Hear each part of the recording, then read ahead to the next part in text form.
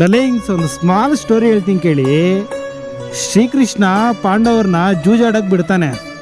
ಆದರೆ ಆ ಜೂಜಾಟದಿಂದ ಯಾರನ್ನೂ ನಾಶ ಆಗಕ್ಕೆ ಬಿಡಲ್ಲ, ಜೊತೆಗಿದ್ದು ಕಾಪಾಡ್ಬಿಡ್ತಾನೆ. ಹಾಗೆ ದುಶ್ಯಾಸನ ದ್ರೌಪದಿನ ವಸ್ತ್ರಾಭರಣ ಮಾಡಕ್ಕೆ ಕರ್ಕೊಂಡೋಗೋವರೆಗೂ ಸುಮ್ಮನೆ ಇರ್ತಾನೆ. ಆದರೆ ವಸ್ತ್ರಾಭರಣ ಆಗಕ್ಕೆ ಬಿಡಲ್ಲ, ಕಾಪಾಡ್ಬಿಡ್ತಾನೆ. ಇದು ಕೇಳಿ ಶ್ರೀಕೃಷ್ಣ ಗೋಪಿಕೆಯರನ್ನ ಬೆಂಕಿಗೆ ಆರೋವರೆಗೂ ಬಿಡ್ತಾನೆ. ಆದರೆ ಬೆಂಕಿಯಿಂದ ಯಾರನ್ನೂ ಸುಡಕ್ಕೆ ಬಿಡಲ್ಲ, ಅಲ್ಲೂ ನಿಂತು ಕಾಪಾಡ್ಬಿಡ್ತಾನೆ.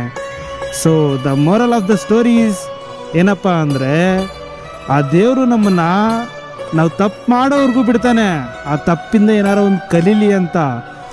ಆದರೆ ಅದರಿಂದ ನಾಶ ಆಗಕ್ಕಂತೂ ಬಿಡಲ್ಲ. ಅರ್ಥ ಆಗೋವ್ರಿಗೆ ಅರ್ಥ ಆಗುತ್ತೆ ಅನಿಸುತ್ತೆ.